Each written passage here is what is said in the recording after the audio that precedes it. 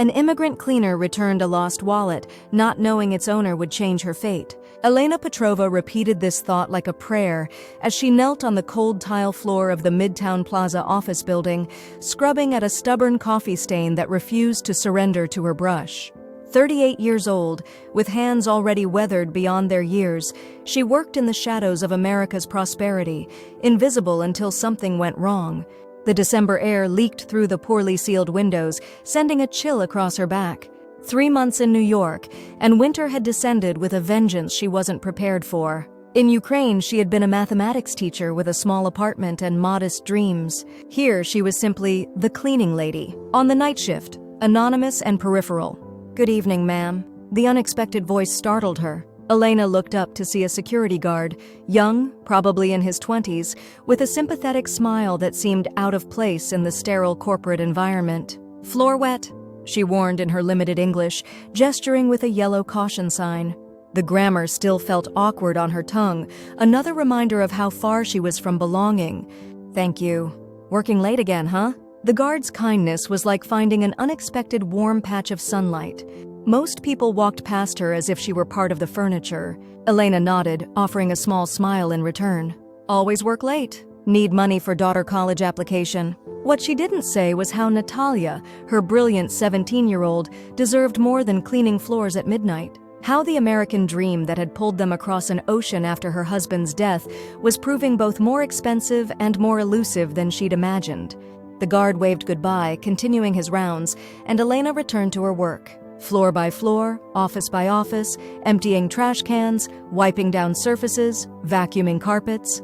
The monotony had its own rhythm, and her mind wandered to simpler times, to teaching eager young minds about the elegant patterns in mathematics, to her husband Mikhail's laugh, to the small garden behind their Kyiv apartment where daisies pushed through the soil each spring. It was on the 23rd floor, in the corner office with the expansive view of the city lights, that she found it. A wallet, sleek black leather, carelessly left behind on a glass conference table.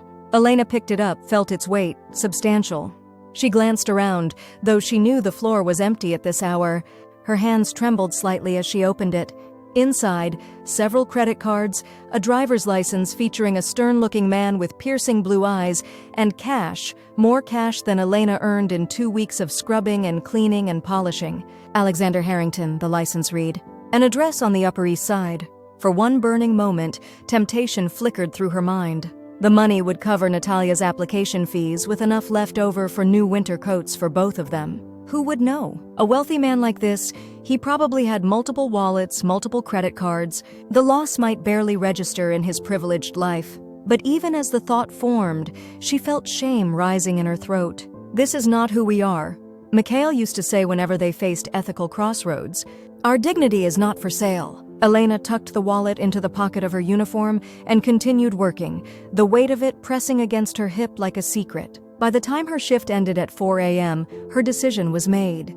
The Upper East Side might as well have been another country. Elena felt conspicuous in her worn coat and sensible shoes as she walked past doorman buildings and designer boutiques. The early morning air bit at her cheeks, and she pulled her scarf tighter, checking the address on the license again. A few early risers walked purposeful dogs or jogged in expensive athletic wear, giving her curious glances. Finally, she found the building, an elegant pre-war structure with gleaming brass fixtures and potted topiaries flanking the entrance. The doorman regarded her with immediate suspicion. "Can I help you?" His tone suggested she had already committed some violation just by standing there. Elena's courage nearly failed her. "I have something for Mr. Harrington. Alexander Harrington." She reached into her bag, producing the wallet. The doorman's expression shifted from suspicion to surprise. "You found Mr. Harrington's wallet?" She nodded. "At Plaza Building. I clean there. Wait here." The doorman picked up a phone, speaking in hushed tones. Several minutes passed, Elena shifting uncomfortably under the fluorescent lights of the lobby. She should be home by now, getting Natalia ready for school, perhaps catching a few hours of sleep before her afternoon job at the diner. The elevator doors opened, and the man from the driver's license emerged. In person, Alexander Harrington was taller than she'd imagined, his face less severe but more tired. Early 50s, perhaps, with silver threading through dark hair and creases around his eyes that spoke of stress rather than laughter. "You found my wallet?"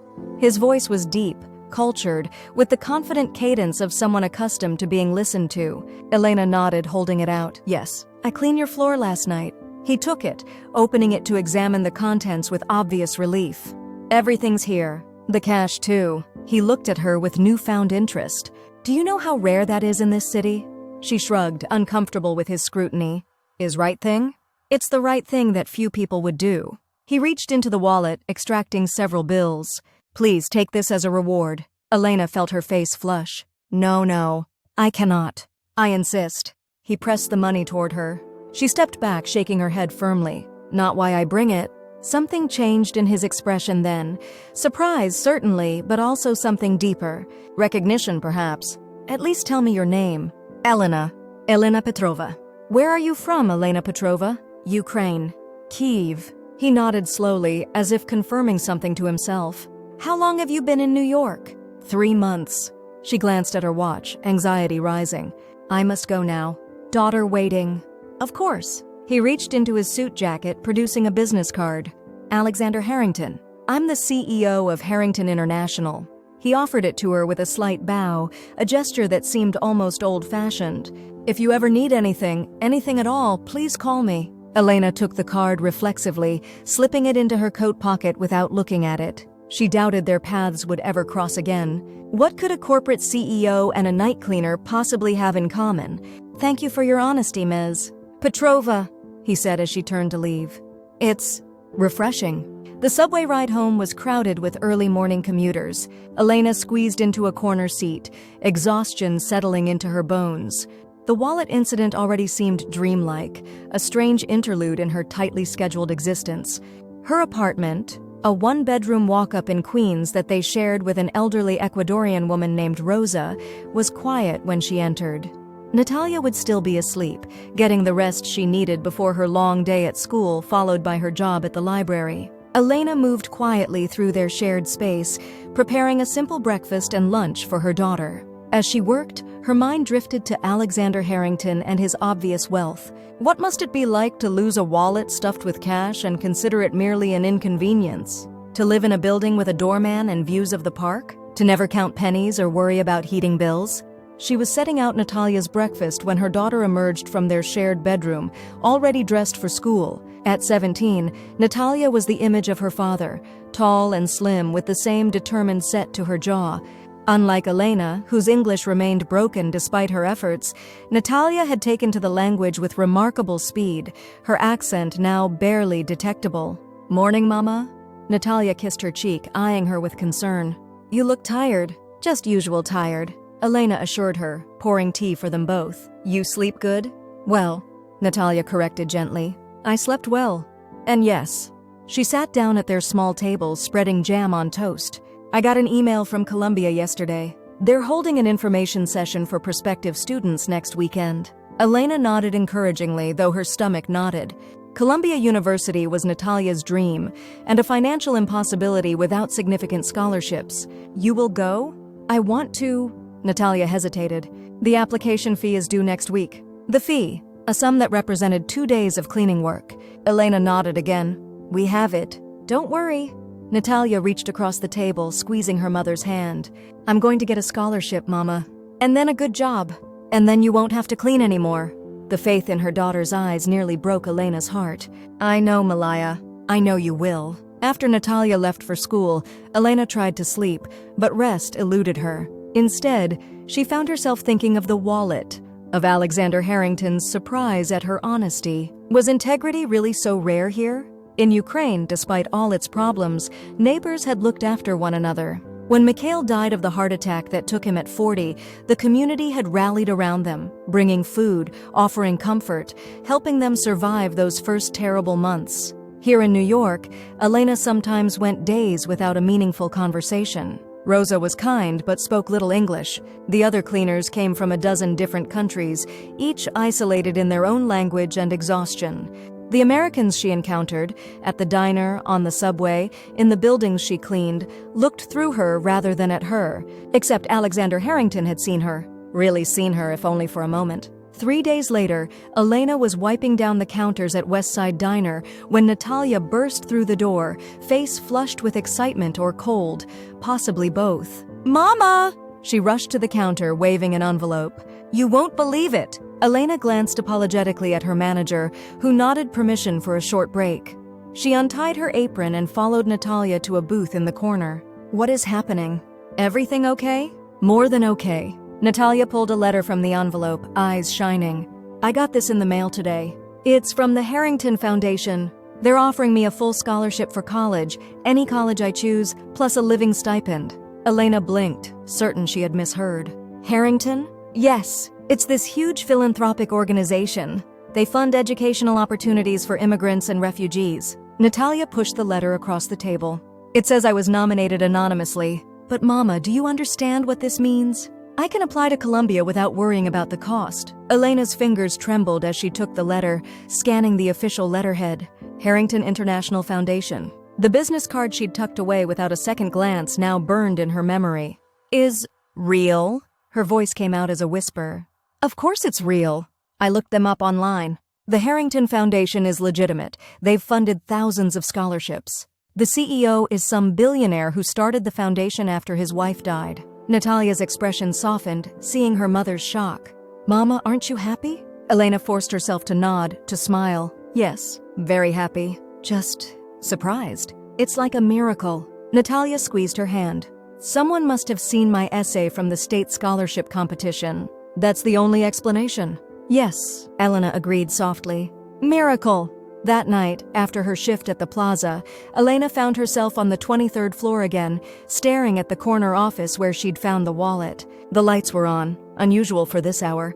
Through the glass door, she could see Alexander Harrington himself, jacket off, sleeves rolled up, poring over documents at his desk. Her heart raced as she debated what to do. Confronting him seemed impossible. She was the night cleaner, he was the CEO. Yet the knowledge of what he had done for Natalia burned inside her, demanding acknowledgement. Before she could decide, he looked up and saw her standing there. Recognition flickered across his face, followed by a smile that transformed his serious features. He gestured for her to come in. Elena hesitated, then pushed the door open, clutching her cleaning cart like a shield. "Mr. Harrington, I clean now?" "Elena Petrova." He set down his pen. "Please come in. And please call me Alex." She stepped into the office, overwhelmed by its quiet luxury, the leather furniture, the artwork on the walls, the panoramic view of the city lights. "I not want to disturb." "You're not disturbing me at all." He gestured to a chair across from his desk. "Please sit for a moment." Elena perched on the edge of the chair, hands folded tightly in her lap. "My daughter get letter. From Harrington Foundation." His expression revealed nothing. "Did she? That's interesting." "You did this." It wasn't a question. He leaned back in his chair, studying her. "The foundation receives thousands of applications. The selection committee makes the decisions independently. But you nominate her." A small smile played at his lips. "I may have asked them to look at a promising young immigrant with excellent academic credentials. A young woman whose mother taught mathematics in Ukraine before coming to America, who works in the school library and writes exceptional essays about resilience and opportunity." Elena's throat tightened. "How you know these things?" "I have resources." He shrugged slightly. "And I was curious about the honest woman who returned my wallet with $5,000 cash untouched." "5,000?" Elena gasped. She hadn't counted it. "Yes." His eyes held hers steadily. "Most people would have taken at least some." "Not right," she said simply. "No, it's not. But necessity has its own morality sometimes." He paused. "I looked into your situation, Elena. A widowed teacher starting over in a new country, working 2 jobs to support a gifted daughter. It reminded me of something." "What?" she asked when he didn't continue. "My wife was a Ukrainian immigrant. Katya." Pain flashed across his face. "She died 3 years ago. Cancer. I'm sorry," Elena said softly. "She came here at 19, worked as a waitress while putting herself through college. When we met, she was teaching English literature at New York University." His smile turned wistful. "She founded the scholarship program after we married. Said America gave her a chance and she wanted to pay it forward. The revelation shifted something in Elena's understanding. So my daughter's scholarship is exactly what Katya would have wanted. He leaned forward. Your honesty struck me, Elena. It was like hearing Katya's voice again. She always said character was revealed in the small choices we make when no one is watching. Elena felt tears threatening. Thank you. For my daughter. No. He shook his head firmly. Thank you. For reminding me of something I'd forgotten. A silence fell between them, not uncomfortable but charged with unspoken possibilities. I should clean now, she finally said, rising from the chair. Of course. He stood as well. But Elena? The foundation doesn't just offer educational scholarships. We also have a program for professionals looking to recertify in their fields. Teachers, doctors, engineers who can't practice here because their credentials aren't recognized. Her heart skipped. Teachers too? Especially teachers. Math teachers are always in demand. He smiled again, that transformative expression that erased the stern CEO. Something to think about, perhaps. As Elena pushed her cart out of the office, she felt something she hadn't experienced since arriving in America. Possibility. Not just for Natalia, but for herself. The sensation was so foreign she almost didn't recognize it as hope. Spring came to New York with a gentleness that surprised Elena. After the brutal winter, the soft green buds in Central Park seemed like a miracle. She sat on a bench watching children play, enjoying a rare Sunday afternoon off. 4 months had passed since the wallet incident. 4 months of transformation so profound she sometimes wondered if she was dreaming. Natalia had been accepted to Columbia with the Harrington Foundation's full support. Elena herself had enrolled in the Foundation's recertification program, attending classes 3 evenings a week to qualify for a New York teaching license.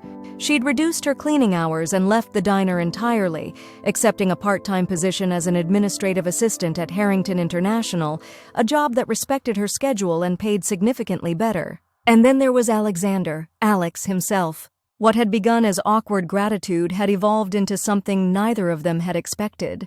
Weekly coffee meetings to discuss her progress became dinners where they shared stories of their lives before. He told her about building his company from nothing, about meeting Katya at a university fundraiser, about the years of happiness before illness stole her away. She told him about teaching in Kyiv, about Mikhail's dreams for their daughter, about the difficult decision to leave everything behind after his death. 2 people from different worlds, connected by a lost wallet and found integrity. Penny for your thoughts. Alex's voice broke through her reverie as he sat beside her, offering a cup of coffee. In casual clothes, jeans and a sweater, he looked younger, more approachable than the CEO she'd first encountered. Just thinking how much change in few months. She accepted the coffee gratefully. Her English was improving, though the articles still gave her trouble. Good changes, I hope? Best changes. She looked at him, at the warmth in his eyes that had become familiar. I never think America would feel like home. And does it? Feel like home? Elena considered the question seriously. Not America, maybe. But this, she gestured to the park, to the space between them. This feels like home. He reached for her hand, his fingers warm against hers. I know what you mean. They sat in comfortable silence, watching a young girl attempt to fly a kite in the gentle breeze. Elena thought of the night she'd found the wallet, how close she'd come to ignoring it, to continuing her routine of invisibility. One small decision, made with no expectation of reward, had altered the trajectory of her life. Alex, she said after a while.